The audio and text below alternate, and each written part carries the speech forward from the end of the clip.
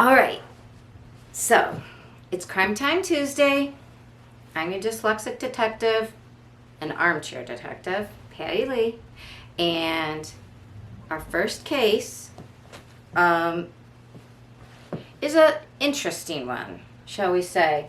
So, I chose 19 crimes.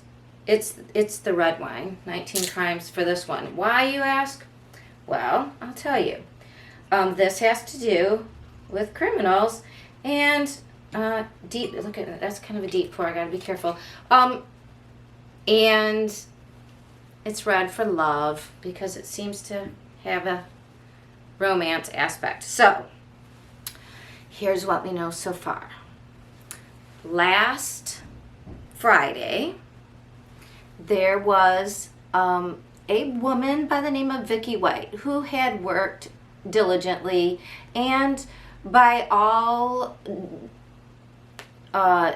reports she had been a very good employee, an unblemished record in Alabama at the at first I thought it was Florida because it's the Lauderdale County Detention Center, and she was an assistant director there, and she had worked there for 20 years. She is 56, and actually Friday was supposed to be her last day of work. She was all ready to retire.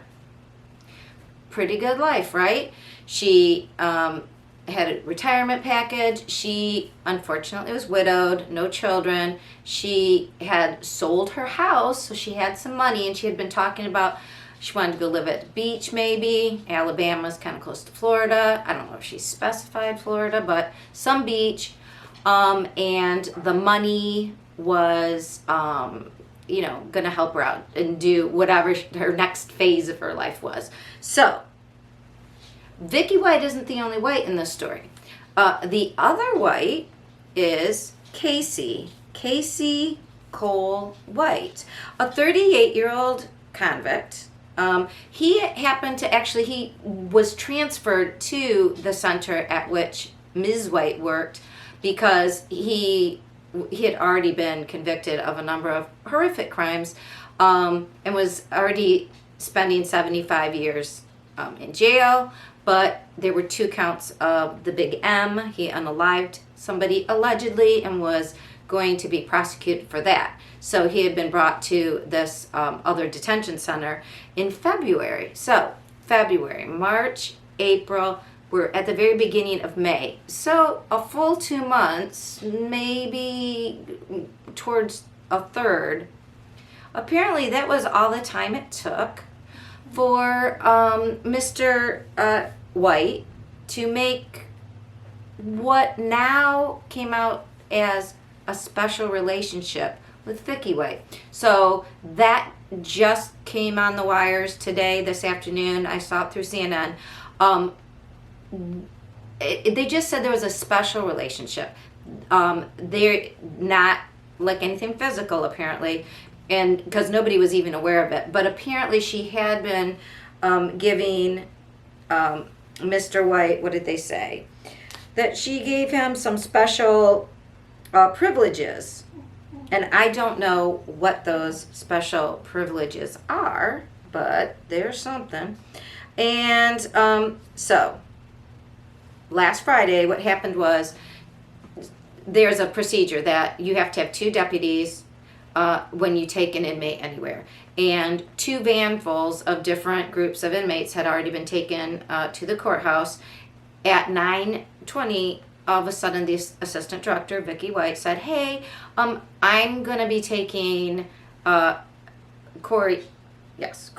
Casey White to the courthouse. He needs a mental evaluation. Get him ready. And, they're like, whoa, don't. She's like, oh, I'm going to do it. Like, she didn't usually transport, but, I'm the only certified, I'm the only arms, and you had to be arms certified deputy here. I mean, because everybody else had just left. So no worries, right? And after I drop him off, she told everybody, I'm going to go to that med center check. I'm not feeling very well. So last day at work. Who knows? Maybe she's gone out for an early lunch. Maybe she really is sick. Who knows what. But anyways, they're like, okay, cool. So it's like an urgent care center they didn't call it urgent care, and some people call them docs in a box, but you know, like just stopping by, she wasn't feeling so great. So he was prepared for transport. He was shackled, handcuffed, put in a vehicle. About 9:40 they left. So what everybody else then knew was that, I mean, they assumed he got to the courthouse. One thing I wonder, do they do mental evaluations? They must, I guess, right? Because otherwise that'd be a very poor excuse. But seems to me, usually I thought criminal psychologists and psychologists who do work in jails go to the jail to evaluate the prisoners, or when they take them to, I don't know, it just seemed weird that the courthouse for a mental evaluation, I don't know if that's where they go. That sounded weird to me. But regardless, nobody thought anything of it. So what we know, so the people there at the detention center figure she's doing that. And she said, you know, she was dropping him off at the courthouse and he would come back with the other groups, the deputies. She was only doing this because he needed to go, I guess, at a different time. I don't know. I mean, that was the excuse, right? Now, it's been reported that around 11:30, somebody reported seeing her car, like the deputy's car from the jail, at a lot, like where other cars were for sale. And then but that person didn't like report it then. It was like reported afterwards when they realized there was a problem. Yeah, so by 3:30, they go, I can't get a hold of Vicky. You know, they're trying to get a hold of her because, like, what happened at the doctor's. Even though it was her last day, they were concerned. And also by that time, Mr. White, Casey White, the prisoner, he did not return with the other prisoners. So they're like, at first everybody thought, okay, apparently he had tried to escape when he was in his other facility in 2020. He tried to escape then, and he made like a shiv, which a shiv is when you make a knife out of something. And he did take a hostage to try to get out. He did not escape in 2020. So everybody was like, did he say something? Did he do something? Did he somehow threaten her to take her hostage? Now, just that apparently, and it was the inmates who kind of, dropped a dime on the other guy and said, look, she's been giving him special treatment.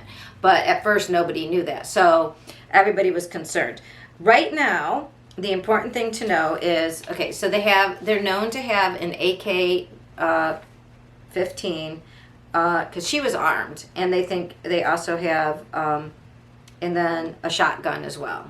So those must have been somehow her issue. They know that they do have those two weapons. So they are armed and dangerous. Casey White is a white male who is 6'9" tall. So, like Judy Ron was discussing this today. You can change a lot of things about yourself. You cannot change being super, super, super tall. So that's one thing. And they did see on surveillance that the car, 8 minutes after leaving the detention center, they saw the car, and then somebody else reported that they saw the car at the mall. They went and found the car then at the mall that evening. So, and they searched it. They didn't find anything there. So now, like, since the weekend, we know, okay, she, had all this money from selling her house. She apparently, in 2 months, this guy charmed her, or I don't know, maybe she charmed him, but they seem to be together in some respect. Although maybe he charmed her and then took her hostage. Do you know what I mean? We don't really know the whole story. She could have just been nice to him and then got in too deep, and then he really did. Maybe he just said, I want to go for a hamburger. I mean, maybe she did something stupid. It was, it's your last day. Can't we just go out and do something? I just want to go to the mall. I mean, God knows what. It was really stupid, whatever it was, but I don't know if she meant to go on the run, but I don't know. She got that big chunk of money from her house. Oh, and her mom is shocked and said, she was living with her mom for the last 5 weeks since she sold her house, and her mom said, I never, she didn't really talk about retirement. Like, you didn't know she was retiring? So, I mean, 56, not everybody retires, right? People retire at 65. I mean, she worked long enough, but so was she keeping this from her mom so that her mom wasn't suspecting anything else? We don't know.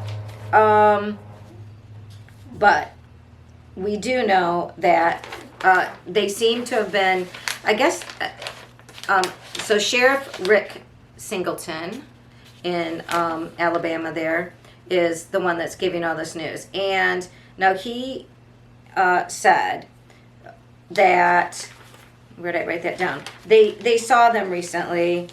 Oh my goodness. Sorry about that. All right.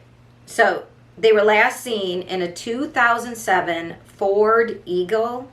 It's a copper gold. So there was a picture of it on al.com, Alabama, I guess it stands for .com. It has a picture if you'd like to look it up. I haven't figured out how to put pictures in my show yet. But it's a very bright red car. So very bright red car, short woman, and a super, super tall man. The only picture we have of her seems to be from when she first started her job. She looks like 30 and she's 56. So I haven't seen a recent picture of her. Again, he's super, super tall. And they were seen... Sorry, I wrote this down all in my wonderful chicken scratch. It must have said where they were seen, but I can't find that. So, but they are looking for them in a 2007 copper gold colored Ford Eagle. I thought it looked reddish orange to me. Okay, so armed and dangerous. That's all I need to know about that. 19 crimes and counting, right? And so I always say, so what can we learn from this? Well,